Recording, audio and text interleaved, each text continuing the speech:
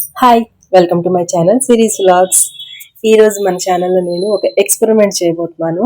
Experiment అంటే ఏం లేదండి, జనరల్గా మనం ఇంట్లో ఉన్న ఆ, బియ్యంతో దోసపిండి చేసుకుంటాం కదా. తమిళ చూస్తే మీకు తెలిసిపోయి ఉంటుంది. యాక్చువల్లీ మేమైతే బాస్మతి రైస్ని నార్మల్ రైస్లో కూడా తింటాము, అంటే నార్మల్ అన్నంగా వండుకొని తింటాము.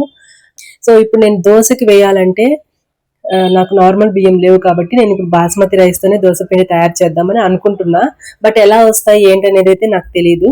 ఇప్పుడైతే ప్రాసెస్ స్టార్ట్ చేస్తాను. సో ఫైనల్ రిజల్ట్ ఎలా వచ్చిందో మీతో పాటు నేను కూడా చూడాలన్నమాట. ఇప్పుడు ఇంకా లేట్ చేయకుండా స్టార్ట్ చేద్దాం. ఫస్ట్ అయితే దోశ పిండి ప్రిపరేషన్ కి ఈ బియ్యము ఇవి నానబెట్టుకుందాము. నేనైతే 3 గ్లాసులు బాస్మతి రైస్ తీసుకున్నా. 3 గ్లాసుల రైస్ కి 1 గ్లాస్ మినపప్పు సరిపోతుంది. ఇది నార్మల్ గా మనం నార్మల్ రైస్ తో చేసే కొలతలే. అండ్ మెంతులు, కొంచెం పచ్చెనగపప్పు కూడా. ఈ పచ్చెనగపప్పు అనేది మా హస్బెండ్ చెప్పారు, ఇంకొకరు కూడా చెప్పారు, అది మధ్యలో చెప్తాను. నెక్స్ట్ వచ్చేసి ఇంకా ఇలా నానబెట్టేసుకోవాలి. నానబెట్టేసుకున్న తర్వాత అంటే ఒక 4 అవర్స్ నానబెట్టుకోవాలన్నమాట. 4 అవర్స్ నానబెట్టుకొని మనం మిక్సీకి వేసేసుకోవాలి. చూసారా, ఇట్లా 4 అవర్స్ నానబెట్టుకున్న తర్వాత ఇలా బాగా నానిపోతాయి. నేను వచ్చేసి బాగా క్లీన్ చేసేసాను ముందుగానే, ఇక మిక్సీకి వేద్దామని చెప్పేసి. ఇలా నానబెట్టుకున్న తర్వాత ఇంకా మనం మిక్సీ బౌల్లో వేసేసుకుందాము. ఈ మిక్సీ బౌల్లో వేసేటప్పుడే కొద్దిగా అన్నం కూడా యాడ్ చేసుకోండి. ఇదిగోండి, ఇది కూడా బాస్మతి రైస్ అన్నమే.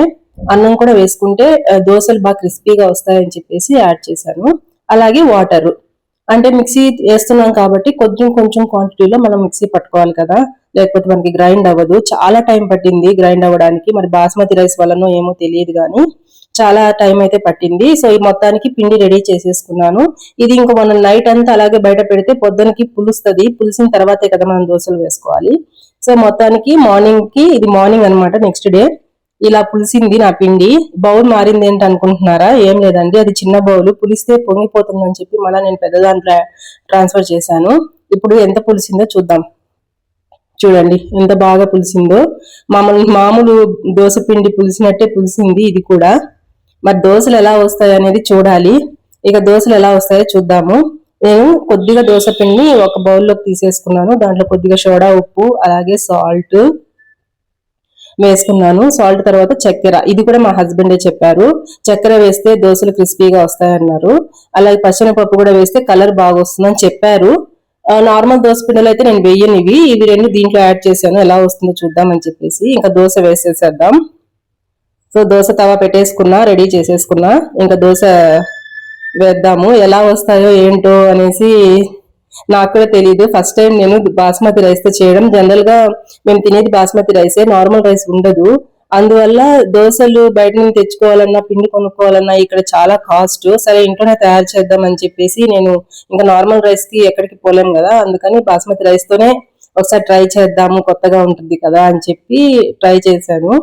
అయితే దోశలు అయితే చాలా బాగా వచ్చాయి. కలరు నేను అనుకున్నంత రాలేదు, కానీ కొంచెం మెత్తగా, కొంచెం క్రిస్పీగా, అలా 2 రకాలుగా వచ్చాయన్నమాట. గ్రైండ్ చేసేటప్పుడు మాత్రం చాలా టైం పట్టింది. మినిమం నాకు 1 అవర్, 1.5 అవర్ పట్టింది మొత్తం గ్రైండ్ చేయడానికి. ఎందుకో అది అంత తొందరగా గ్రైండ్ మెదగలేదు. మెత్తగా మెదిగేదాకా వేశాను. సో ఇలా వచ్చాయన్నమాట దోశలు. మీకు దగ్గర నుంచి చూపిస్తున్నా చూడండి. నాకెందుకో నార్మల్ దోశల్లాగే అనిపించాయి. ఇంకా టేస్ట్ ఎలా ఉంటుంది అనేది చూద్దాం. మరి జనరల్ గా దోశలకి కాంబినేషన్ ఎర్రకారం లేదా పల్లి చట్నీ. నేను వచ్చి టొమాటో చట్నీ వేసుకున్నాను. ఇది చాలా బాగుంటుంది దోశల్లోకి, వాటికి, ఇడ్లీకి, అన్నిటికీ. అందుకని నేను టొమాటో చట్నీ వేసుకున్నా.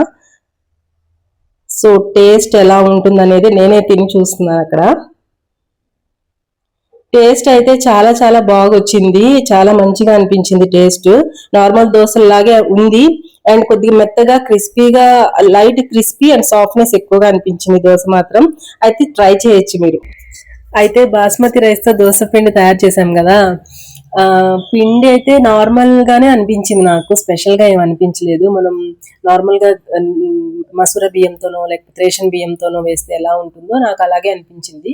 కాకపోతే నాకు కొంచెం సాఫ్ట్ గా అనిపించింది. మరి అలాగే వస్తాయో లేకపోతే నేను చేసిన ప్రాసెస్ వల్ల అలా వచ్చింది అనేది నాకు తెలియదు, కానీ కొంచెం సాఫ్ట్ గా అనిపించింది. బాగుంది, టేస్ట్ అయితే చాలా బాగా అనిపించింది.